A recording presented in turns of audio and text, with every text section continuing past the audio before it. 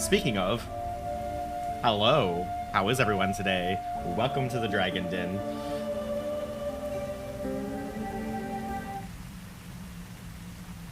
We are back with UrU.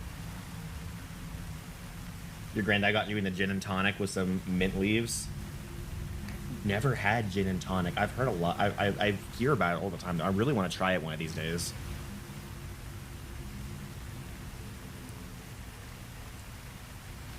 Okay. So, where we left off. We left off jumping into a hole. And right before that hole, there was a book that I need to go read. I think it was a Dr. Watson's journal. When did I say that, Clip? Hold on. No, speaking of Clip, you're going to have to give me a clip of me saying that. Because I do not remember that. Yes, I do have a journal to read, and we're heading right back there right away to get the reading started. Because we're going to start off today by finishing up the readings that we need to do for Dr. Watson's journal, the Palace of the Kings, and the War Roof. And then we're going to jump into the next expansion, which I believe is entitled The Path of the Shell, if I'm not mistaken. During an ad break while streaming Quern.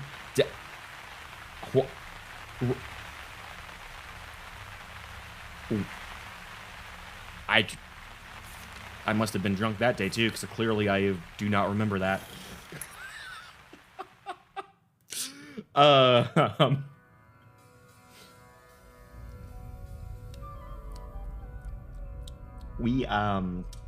Let's go read this journal before this stream already is going sideways. Dr. Watson. I can't take it. After all of our efforts to ensure everyone's safety down here in the cavern, yet another accident has taken the life of another friend. It's too much. For years, I've been stressing that the restoration must be handled carefully, that extreme caution should be our byword. There is no reason to rush.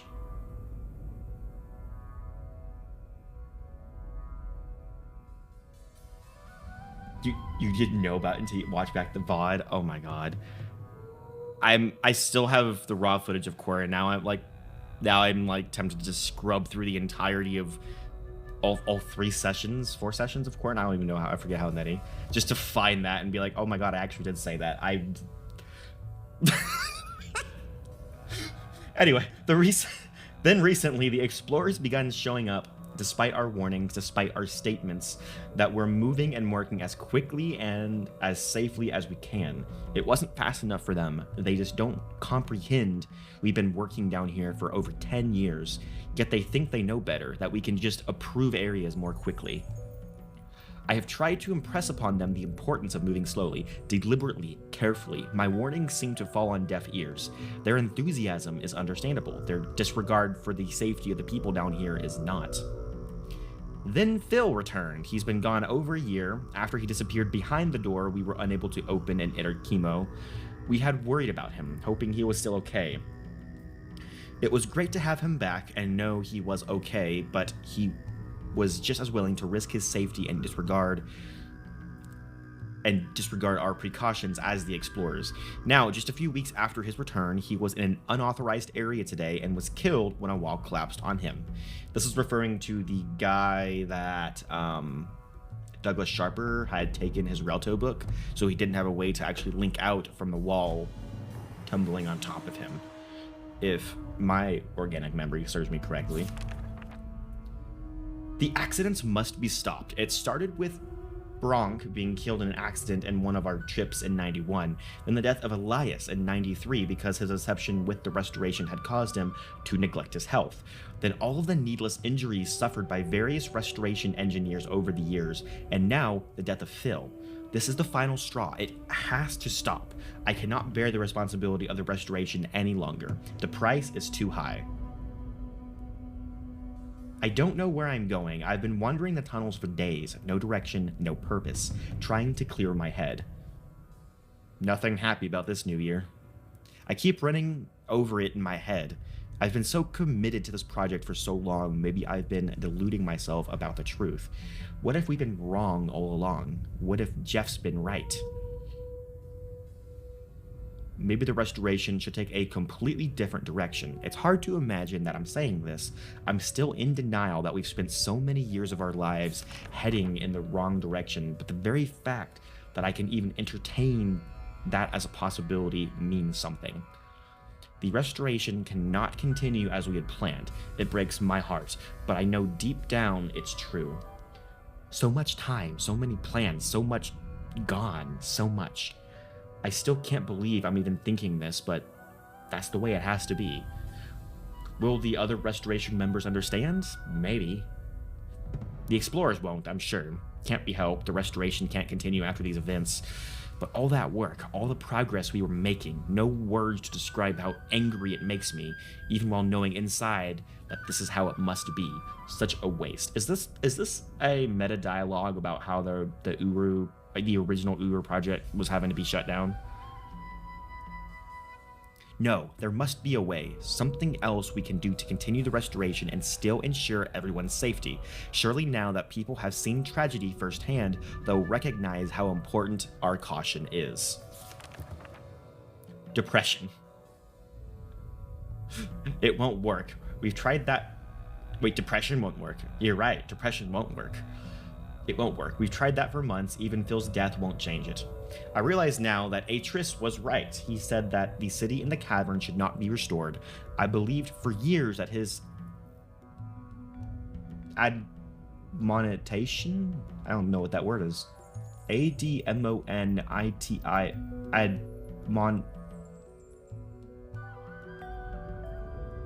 What does that word mean? Hold on, what? I'm looking this up.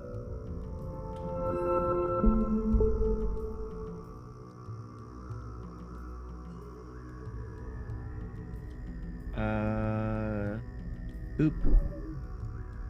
Boop.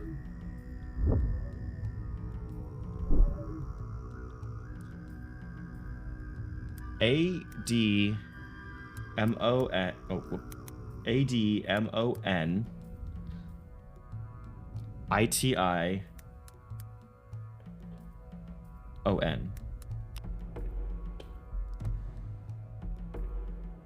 Admonition. An act or action of authoritative counsel or warning. Okay. So I believe for years that his admonition didn't include those of us from the surface, that we could somehow be a loophole in his concerns. But he was right. I finally see that now. What do we do now? Phil said that he had been on a journey and was convinced that there was a better way. I need to talk to Ikorus. I find myself here in a familiar place that suddenly holds so much more meaning. Here at the very crossroads, the pivotal juncture of Dunny and human intertwining. The very room where Tiana once rested her young son Gin. Where Gin and his son Ikorus slept along their journey? Huh? This small room on the cusp of the greatest of rooms, a tiny resting place half of the distance up or down the great shaft itself, a pause halfway between here and there. I find myself here. It's been my pause, my chance to ponder. I've been wondering for 3 weeks, grieving, thinking, fasting, reflecting, pausing from the cares of work, of rebuilding, of rules, of structure, of people and places and frictions and factions, and of life and death. And now I realize that I have only looked on Dunny as bones. My rebuilding was only an attempt to reassemble the dry dead bones into a dry dead skeleton, no more alive, but arranged too poorly mimic what once was alive. I somehow thought that those dried bones would live again and become the storyteller, telling me the things I long to know.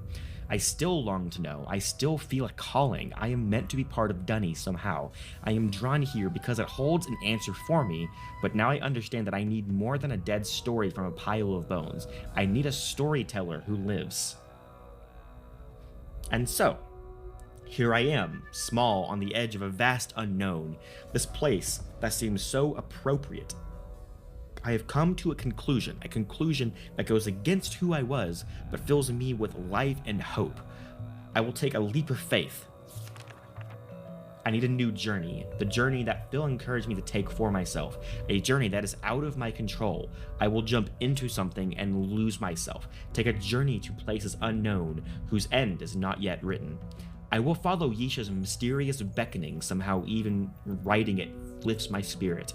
I am returning to the surface to do just that. And you, my friend, if you have not already done so, should do the same. Leap without truly understanding what lies beneath, and let a glimpse of the future rise up to meet you. I'm terrified, but also full of hope that Dunny can now truly be restored, alive again, and the storyteller will be alive, and it will be me. This is the room where they rested when walking down this... Oh my god.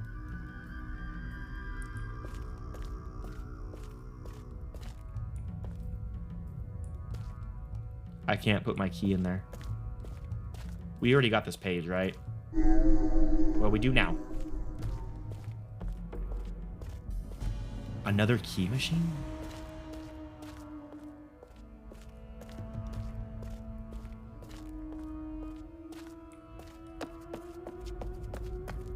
Okay, then.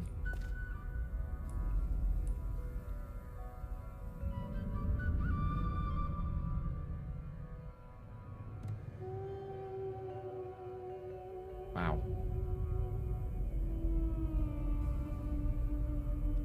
And now it makes sense why, yeah. Now that makes sense. I was like, is that why would anyone just naturally just jump off the cliff? But if you actually read the journal, you would know. I will want to return and reread that journal before Myst 5? Okay. Okay.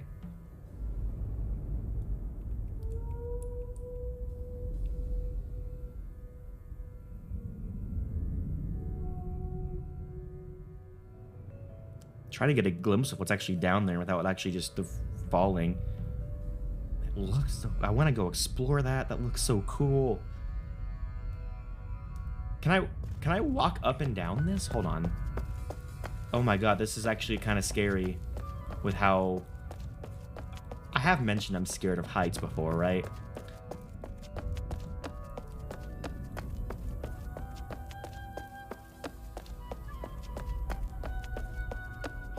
How high up can I go on this? Because it looks like it just spirals up.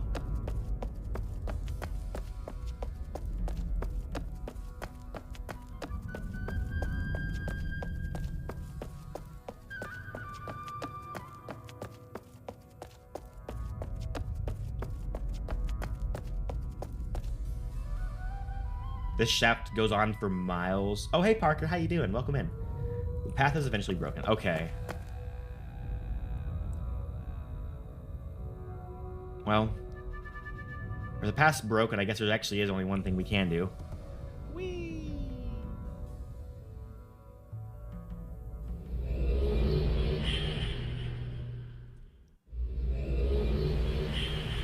Okay, then.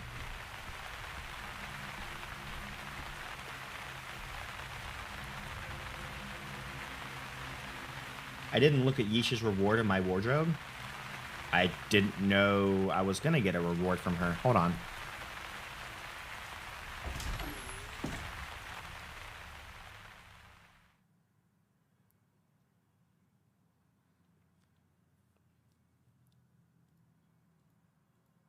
What is this the reward I get? No, that's probably from completing the main story because that's the handprint.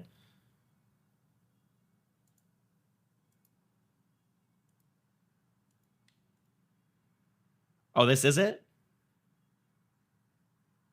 That's cool. Yeah, I can also dye it. Who colors?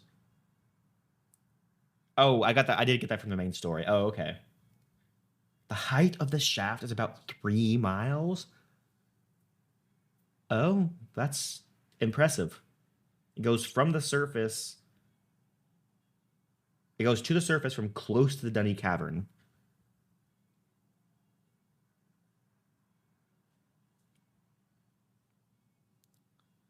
Okay. There is a very specific...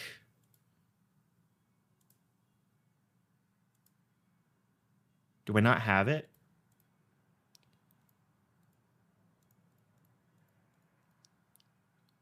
I was looking for like that. Oh, that's cool. You could have the... I'm assuming that's like on the back of the... Or not. I'm looking for like the suit that you get when you're like in Garetian on the wall, like that suit. Does it not save? Do I have to, if I want to wear that, do I have to go back to Garetian to re-put it on? We'll use the red shirt again.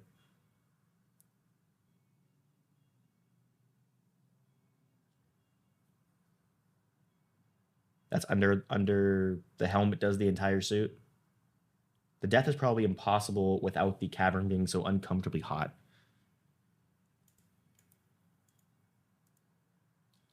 Yeah, we'll stick with the ribbon shirt. That was our original shirt anyway. Oh, give me 1 second. I hear my alarm clock going off. Don't ask why I have an alarm set for this time.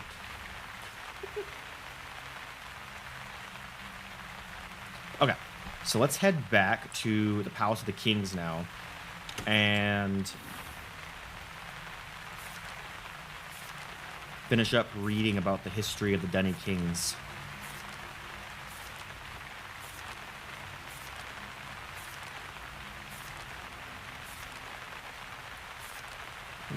Which one was it?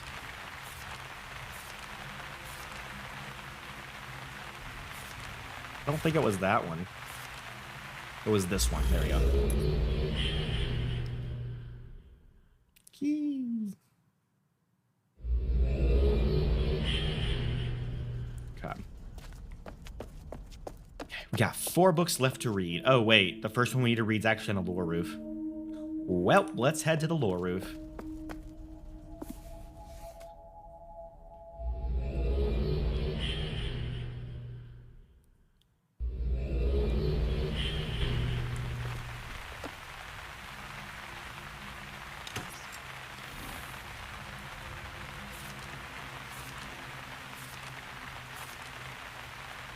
There we go. Which is the name of the king I'm looking for this one? Ah, yes. Hearing that sound. Ah, I think I remember that's this one. Asemlef. Took the throne in 5999 at the age of 54. Asemlef inherited a people who were philosophically confused. The Watcher versus Gesh versus the Great King Tavar, but technologically advancing, many great construction, mining, and scientific inventions, expanding within the cavern at a great rate and moving toward diminishing the involvement of the outsiders within their culture, as well as the fighting that had scarred their past was at a minimum. If you remember correctly, the stuff that produces light in the lake absorbs heat as some of its food? Oh, interesting. Asemlef continued the peaceful trends by attempting to isolate no one, but instead welcoming everyone in any beliefs they might have had. It seems he took no stance on any of the varying religious ideologies being passed around and allowed any and all religious factions equal access to property, government help, etc. While disregarding no beliefs, he was able to hold his own, some of which were unknown to the Dunny up to that point. Though never stated publicly by Asemlef, common opinion and historical records point towards numerous servants being used by Asemlef, most brought from outside ages. More so were the apparent challenges Asemlef held with these servants. Details are hard to find, but it seems as though these challenges range from hunts by Asemlef himself to gladiator-style battles between the servants. It should be noted that regardless of what actions occurred, there was little public outcry against them. Instead of philosophical or religious belief, Asemlef instead focused on mining, expansion, construction of the new districts and offering equal opportunities of culture and social benefits to all classes. As far as outside involvement, Asimleth publicly argued that the order from his father to all of the guild was not realistic,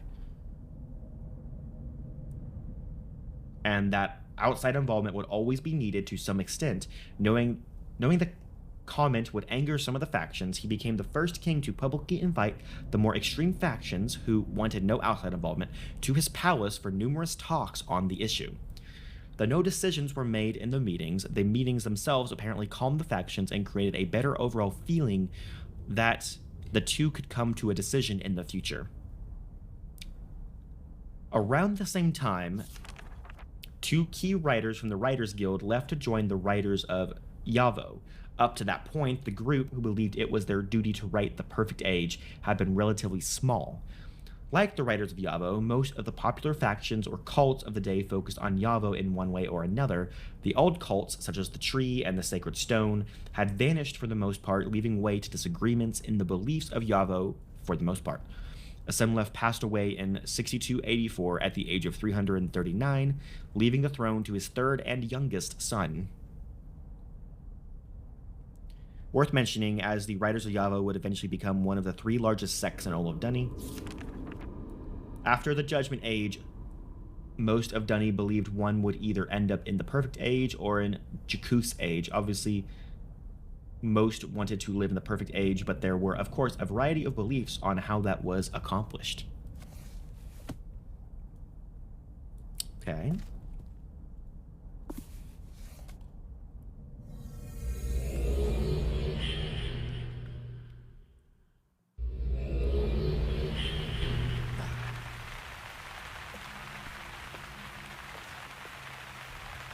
They also built ventilation shafts early on, and water flowing into the cavern kept at a good temperature, and the type of rock surrounding the cavern helped insulate it from the wild temperature swings.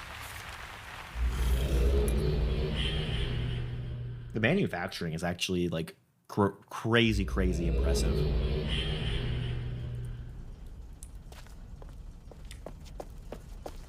Oh, wrong way.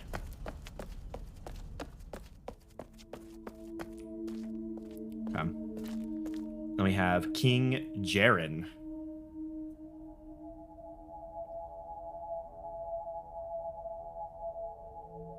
Is this a second King Jaren? I feel like I've seen this name before. Maybe I just saw it whenever I first came into the Palace of Kings and I was just like kind of randomly looking around. But I feel like I think that's probably what it was. I probably just saw it whenever I was kind of just randomly looking around. But I distinctly remember hearing the name, or yeah, this is the second King Jaren. Ventilation shafts are how they already knew where the surface was. Gotcha. Jaren took the throne in 6284 at the age of 83. He was apparently much like his father, more interested in keeping everyone happy than declaring one side of the debates concerning philosophy advancement or outside involvement, right or wrong. It was one of the first books I clicked on. Oh, okay. Weird how memory works like that. As a result, though the people were satisfied, there was further division among them. The elite and poor became more divided, and though there was quite a bit of new construction and renovation in both the elite and poor districts, there was nothing to be done to join the two. For some reason, Jaren was obsessed with expansion and exploration of the cavern. There are rumors his obsession stemmed from Watcher prophecies. One in particular stated, "Because of tunnels, Dunny had changed forever." Jaren never said what drove him, but throughout his reign, he pushed the Guild of Miners, Mechanics, and Engineers and Surveyors to work together to create new drills and machinery. He had great plans to widen the Rudena Passage, which, when opened, would allow for further expansion. In 6430, the announcement came. Rockbiter and the Burrer were both christened in a great ceremony and then immediately put to work. Stone Tooth and Stone Eater were used for further city expansion. The once violent factions that had existed were, for the most part, dissolving. Many of their members were seemingly beginning to call themselves followers of Yavo, as Gish had been, and though they did not support outside involvement, they believed it was best to obey Yavo and hope for a peaceful solution. Though Jaren carried out a few meetings with the factions, the dissolution of the factions had little to do with his policies or leadership. Regardless, he was able to focus on mining efforts without consequences. It was a luxury the previous kings had not been afforded, and the main reason some of the greater expansion in Dunny history began under Jaren.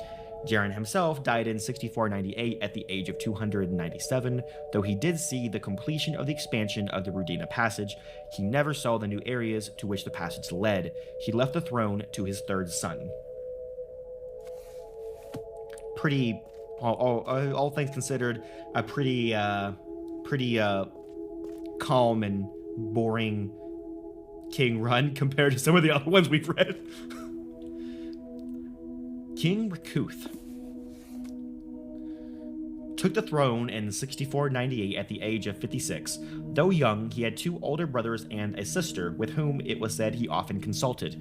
They each understood the logic of giving the throne to the youngest son. It was guaranteed more time in the throne for the individual, and worked well with their younger brother, as no family had done previously.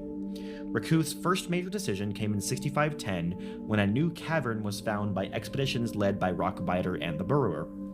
There were calls to expand the city, but Rakuth was apparently unconvinced it was a smart plan. His older brother, who happened to be guildmaster of the Guild of Surveyors, agreed to study the cavern extensively, and Rakuth promised to make a decision upon reading results of the study.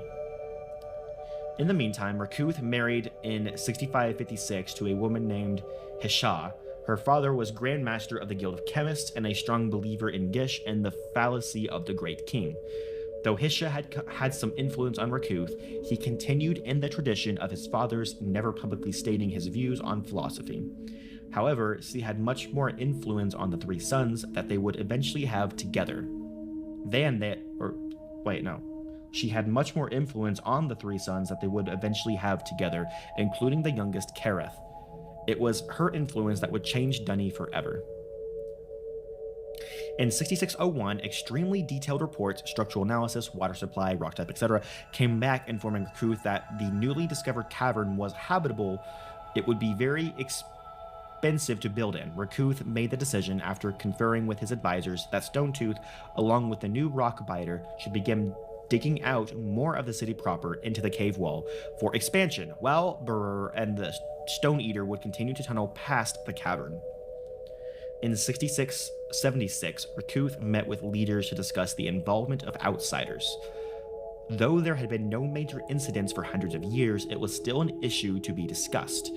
In the meetings, it became apparent that though Rakuth understood the reasons for wishing to close down interaction with outsiders, it was a ridiculous thought. Their contribution to Dunny culture, art, construction, technology, and resources was immeasurable. Unless there were grand reasons not to, there was no way, he argued, that he would ever force strict resolutions regarding the outsiders. In his older years, it appeared as though Rakuth became tired of Yeesha and her views and opinions. She was expelled from the palace along with Karath in 6700. It was well known that Karath was a model for his mother's thoughts, and Rakuth could hardly stand him. Though Rakuth had chosen an older brother of Kareth to be king, his thoughts were changed. As the legends told, Rakuth was on his own deathbed staring out toward the arch, and he saw his son, Kareth, sailing through it. He was riding a boat in the shape of a massive lizard, standing proudly on its prow, and came home to announce the death of his mother. As he sailed through the arch, Rakuth apparently felt the hand of Yavo directing him to make Kareth the next king of Dunny. By the end of Rakuth's reign, the city was larger than ever, the classes more divided than ever, and the religious beliefs were as divided as ever. Though there were not a large variety of beliefs, there was no clear majority of people who believed any one thing. Hey, Mellow Lizzie. Welcome in. Hey, and Kazuki. Hello. No, you didn't miss much. We're just going through the last bit of the lore before we move on to the next expansion. Book of Ages reference with the lizard thing? Wait. Oh, yeah, you're right. They did write a boat with a lizard figurehead. I remember that. Hi, I'm good. How are you? It's story time with Winter. Rakuth passed away in 6731 at the age of 289, leaving the throne to his third son, Kareth. He'd left him a city that was larger than it had ever been, and fairly evenly divided in its views of the future. That's good. Glad to hear you're good. It is a good day to be good. It's also a good day to be bad if you're a dragon, if you get what I'm hinting at. I'm sorry. Okay, time to go back to the lore roof and read the last of the King's books.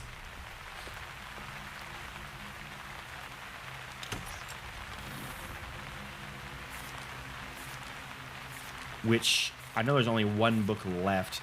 Nope, that was it. There we go. So let's see how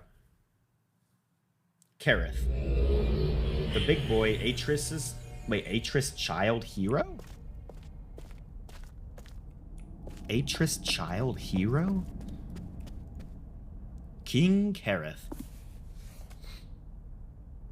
Oh. I don't know why, but I was expecting a much longer book for The Last of the Kings.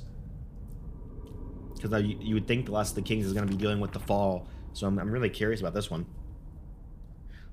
Oh, wait. King Kareth was Atris' hero in his childhood. Okay.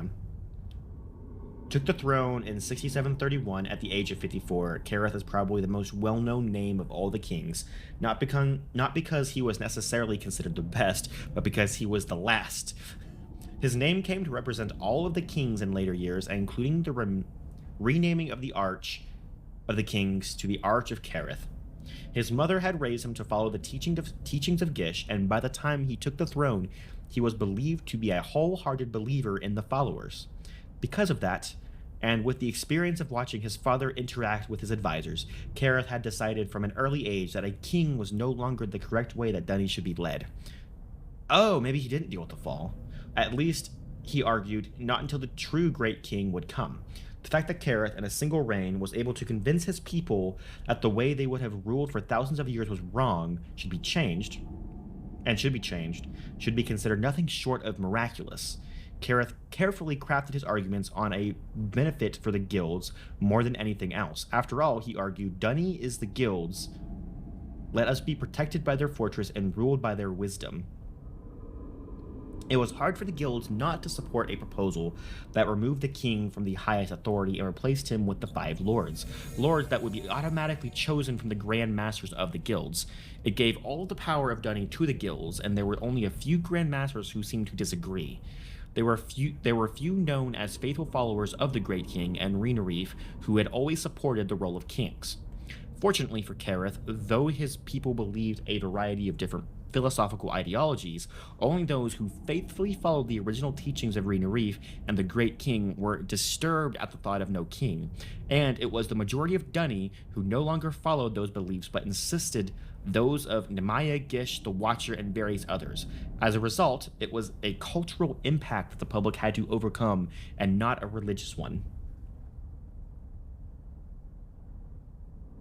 You did, Jonathan. You did. The fall happened long after Kareth. Okay. Interesting. Kareth, attempting to further please the guilds, recommended new renovations and additions to the council chamber and construction of a new guild hall, meant to celebrate the new power that would be theirs, a symbol of the new power of the guilds and lords, and further insult to the Great King, burying his memory even further under government construction. Construction began in 6970 on the new guild hall. There was no better symbol of the attitude of the Dunny. In 6970, the tomb of the Great King was further buried under massive buildings dedicated to government and the guilds. By the end of his reign, Kareth had convinced a majority of the Dunny of his own beliefs. Most claimed to be followers of Gish and his writings, and most viewed the outsiders as a threat. If not now, then soon, Kareth often said. After his death, Kareth's words would be proven true with the onset of the Medis War. Outside factions invaded with attempts to destroy the ink-making and book-making guilds, almost succeeded, By the time the war would end, there would be a few left who did not follow Gish and thus believe in the end of most outsider involvement. The discovery that conservative factions had led to the start of the Metis War would come much later, when it was far too late to alter the conservative trends. Regardless, in 6977, Kareth abdicated the throne and gave the power over to the kings to the first 5 lords of Dunny history. They were Lord Terry of the Guild of Messengers, Lord Hemlaw of the Guild of Healers, Lord Maleth of the Guild of Caterers, Lord Kedri of the Guild of Writers, and Lord Corinen of the Guild of Analysts. Kareth died 8 years later. The time of kings was over.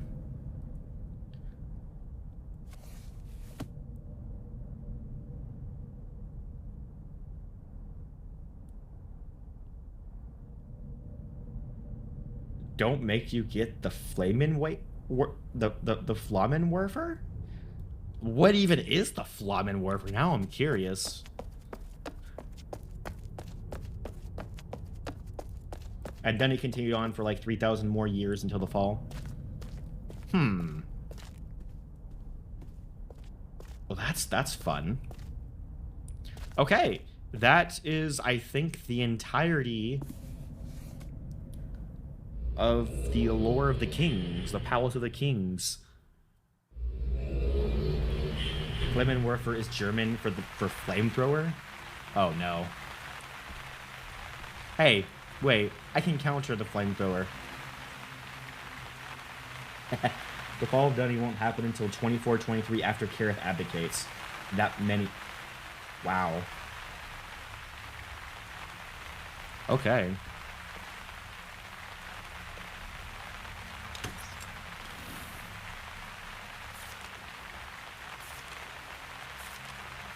Okay, so that is, I think that is the final conclusion of the 2 Dunny... What is this? This is new.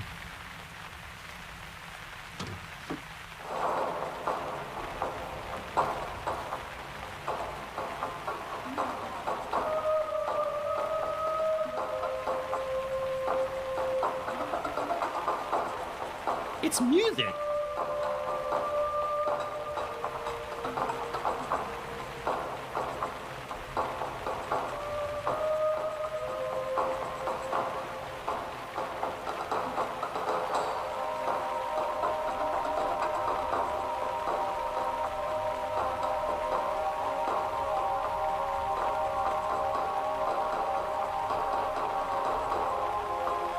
I took a picture from the Great Zero, remember? That was a visual hint to find the Zandy coordinates at the portal of the Great Shaft.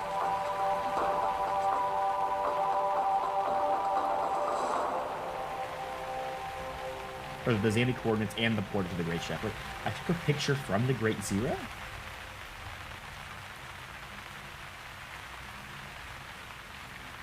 Oh, wait. I know what you're talking about. You're talking about,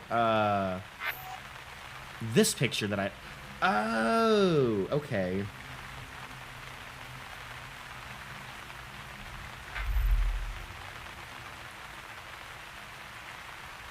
Get ahead of somewhere. Yeah, no, it's music. I like music. Is it gonna play the same song every time?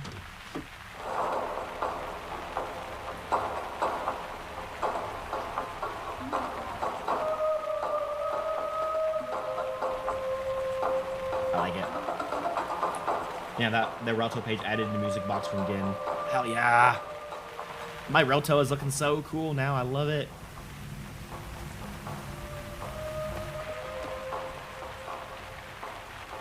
I can add my own .wav file to the My Music folder.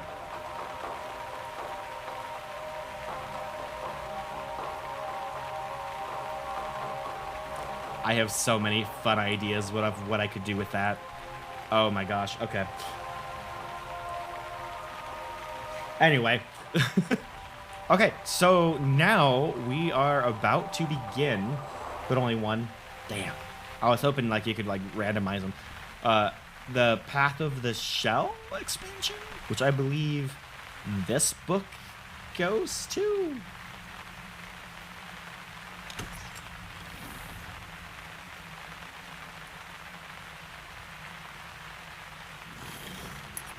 And these books go to?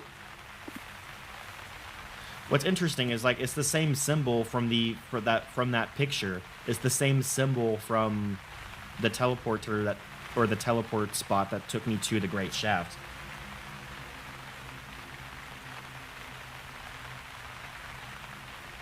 Have I noticed anything about how Relto looks?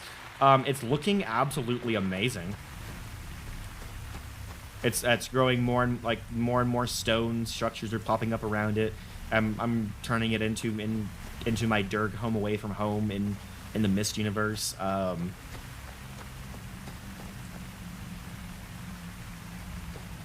Other than that, I'm not really.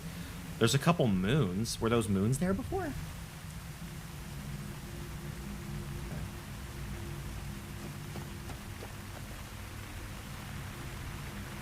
I can read the first of the blue books, but I don't have to read the rest. Okay. I do appreciate the help in trying to space out and the reading content. Okay. So obviously help it make more sense in context of the actual story being told too. Okay. On the 625th month of my life, I was gazing upon the star of Cess in the sky of the age of Windring. At the time of my birth, the star began to brighten until it became brighter than the rings themselves. And with a sudden brilliance, it turned the night into day, and I beheld the fire of the Maker. And he spoke to me, and the fire of the Maker left me, and I saw only blackness, because my eyes were blinded. But his words remained. You will wait for a time, and you will watch for a time more, and you will receive the signs of things that have been, and signs of things that will be, and great wisdom will be passed through you, so that those who come after you will know that I am the Maker. You will watch for signs of the builders, for the builders will make great things of Dunny, and Dunny will grow and prosper, but this prosperity is a curse. So the sign of the builders is a curse. You will watch for signs of the breakers, for the breakers will make nothing of Dunny, and Dunny will die. But this death is a blessing, so the sign of the breakers is a blessing. You will watch for the signs of the grower, for the grower will see the dead tree, and the grower will see the new springs, and the grower will prune. The grower will grow the new Dunny, so the sign of the grower is a blessing. And so for one day I watched and waited for the signs, but there were none. And so for 4 more days I watched and waited for the signs, but there were none. And so for 20 more days I watched and waited for the signs, but there were none. And for 100 more days I watched and waited for the signs, but there were none. For 600 more days I watched and waited for the signs, but there were none. And I cried out to the Maker, how long will you make me watch and wait? For I am weary. And the Maker replied, you will watch and wait until the signs come, for you are the watcher. And so for 1 more month I watched and waited for the signs, but there were none. For 4 more months I watched and waited for the signs, but there were none. For 20 more months I watched and waited for the signs, but there were none. For 100 more months I watched and waited for the signs, but there were none. And for 600 more months I watched and waited for the signs. And many years had passed, and I was weary, but still I watched. At the time of my birth, on that final day, as I waited near the cavern of Relep, a wind blew through the cavern, and my sight was restored. And the first thing I looked upon was the stairs of Relep, and I climbed to the top, and looked out at the great tree of Dunny, and wept. And the Maker spoke these words, behold, you have watched for me, and now I will bless you. Today I have given you your sight, and tomorrow you will prosper. I will give you wisdom, but I will keep you from pride. The wisdom I give you will not understand. It is for those to come. Be humble, and write the wisdom I will show you. And so from the first day the Maker gave me 5 lines of wisdom, and I wrote the first 5 lines in 5 sections, 1 in each section, and so on. The second day the Maker gave me 5 more lines of wisdom, and these lines became the second lines in each of the 5 sections. For 125 days, the Maker gave me 5 lines of wisdom on each day, and they were added to the sections. And then I rested. And this is how these words of the Maker were given to me. but I know not whether they are signs of the things that have been, or signs of things that will be. And these lines I have written so that those who come after me will know the wisdom of the Maker. I was about to say, I think we heard about this guy a lot while we were reading through the King's books. The Watcher, the guy who was born during a link. Oh boy. Okay. This is gonna be fun. Let's see where this takes us.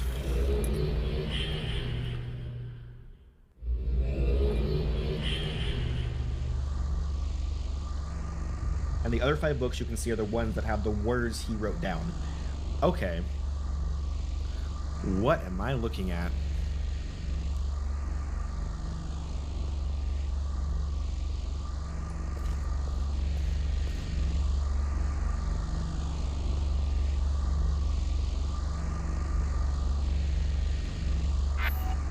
Let's take a quick picture of that.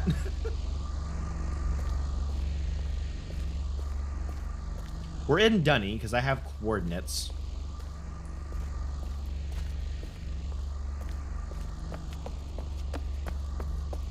Over here we have a DRC book and 2 more linking books.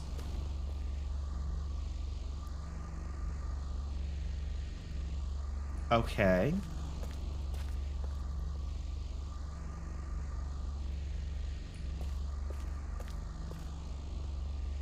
The Watcher's Sanctuary. We'll come back to that in a second. Let's finish physically exploring the space and see what we have available to us. We have a bunch of, like, closed off pathways. Whoa. Is this the tree? Is this the tree that he mentioned?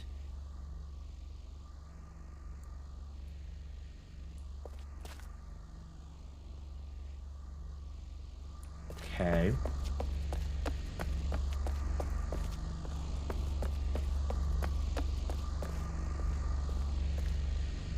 On the rail, did I miss something on the railing? Oh my gosh, I did miss something on the railing. I was too stunned by the tree itself.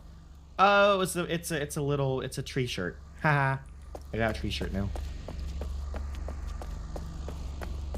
Also, I love that the texture's invisible right here. I thought there was a broken bridge at first, but nah.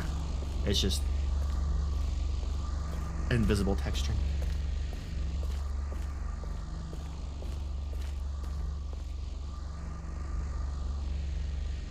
Oh, that looks important.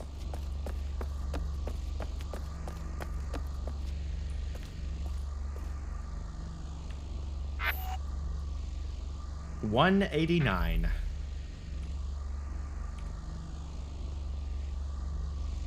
Okay.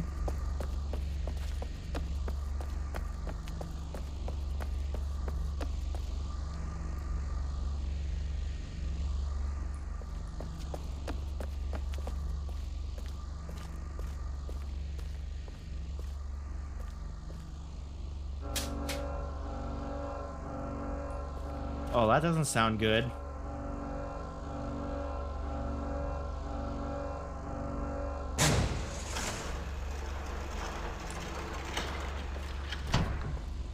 What the hell?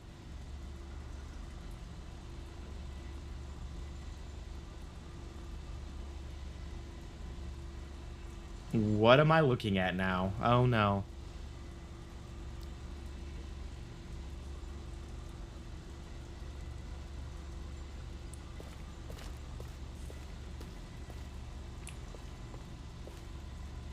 One four. Well, we're definitely dealing with some kind of time puzzle, it seems like.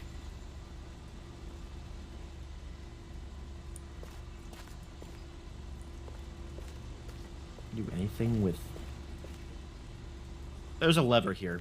Tell you what, we're going to go on a quick ad break real quick, and then when we come back, we'll start fiddling around with this and see what we can do. Recommend keeping an eye out for those paper things with the numbers on them and take pictures of them. Okay. Will do is just that.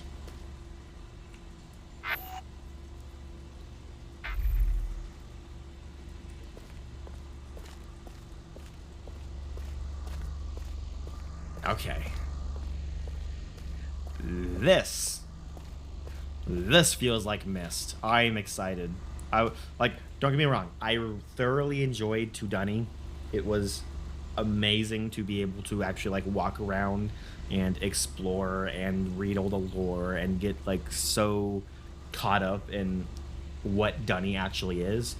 But just there, like, that almost that entire expansion felt really run around, grab the collectibles, not actually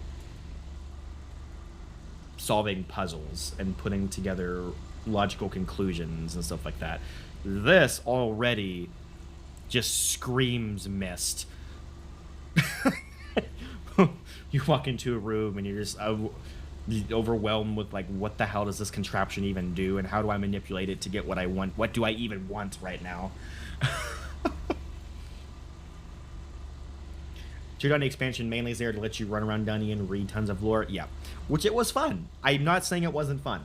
It just didn't feel like a Myst game. The lore felt very Myst-like.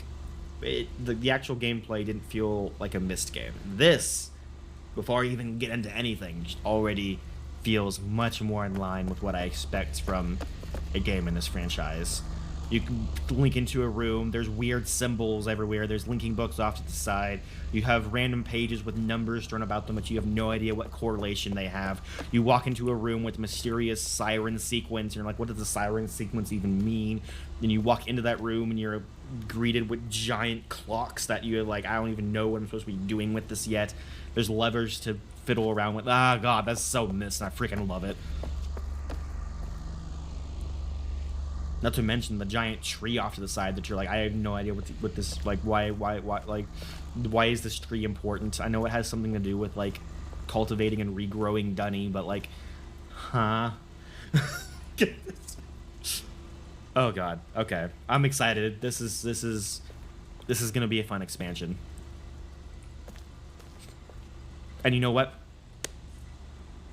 We're doing it. Be right back. Yay, everybody. Welcome back from the ad break. Welcome back to UrU. And we are about to be uwooing at UrU because I am opening up a bottle of a small bottle. I want to clarify, it's a small bottle. It's not like it's not like it's a whole thing. It's a personal sized bottle of Prosecco. And it's been sitting in my fridge for almost this entire year. I think I got it in January as like a welcome to your new apartment gift, and it's just been sitting in my fridge, and I think it's about time that I open it. If I can wait, how do I even open this? What the heck? It's not a real cork. What the? It's a fake cork. Why is the cork fake? Hold on, what? The dragon is pulling up the Prosecco, not wine. Tudunni was a free expansion that allowed players to see the community areas in Dunny Cavern since they were cut from the single-player base release. Scammed. I know! It's... oh, God.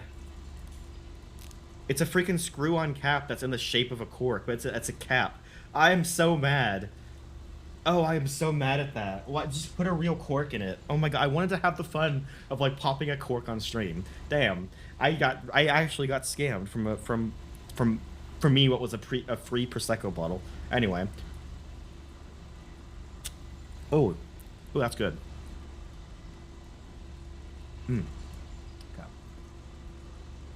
Okay. Anyway. Back to puzzles. What does this lever do?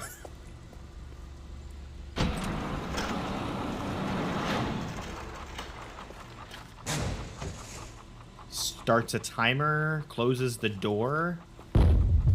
Oh, this is a physics object. What the heck?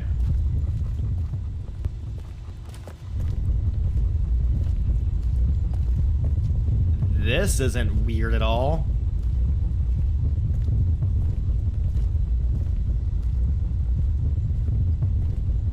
We just push my face against a giant, mysterious boulder that I have no idea what I'm even doing. Look in third person. Okay, that makes a lot more... that does look a lot better in third person. Also, it gets stuck right here.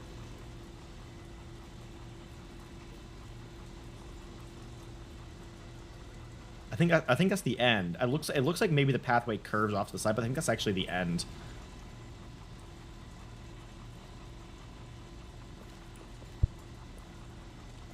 What I can't tell is I'm trying to see what this spinning dial.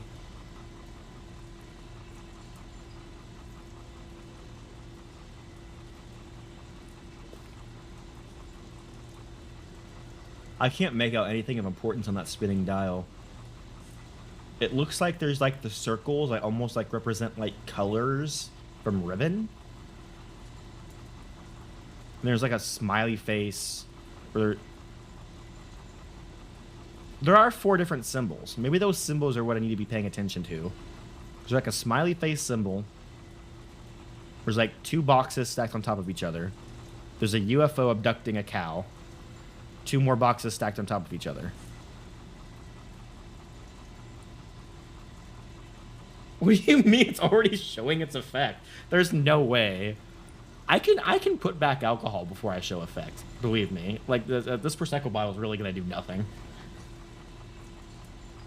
What do you mean it's already showing its effect? Am I okay to say what I was hinting about Roto? Yeah, absolutely. Go for it.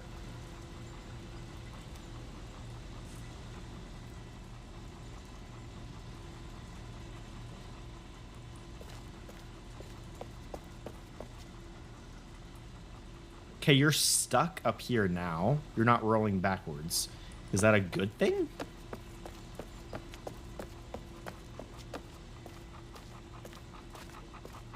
It sounds like this is supposed to be a timer, but no, like, it's a really long timer if it is. Relto is a tiny version of Myst Island. I can definitely see that.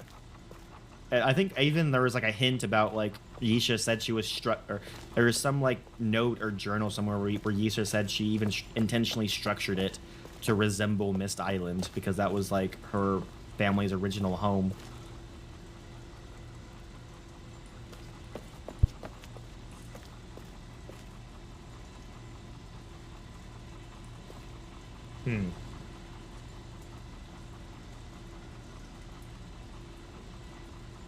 It's more obvious once my tree has grown to full size.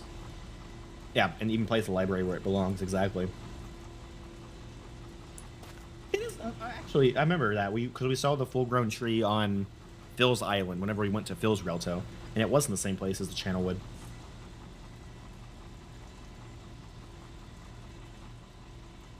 Okay, okay, so I pushed the boulder. I'm calling it a boulder. It's not even a boulder. It's doing the alt tab thing again. Why is it being weird? Stop it. Stop it, game. Great. There you go. All I have to do is go in the task manager and come back out and it'll first. Okay. Cool. I don't know what causes that. That happened last time too. Weird. Anyway, okay, doesn't it?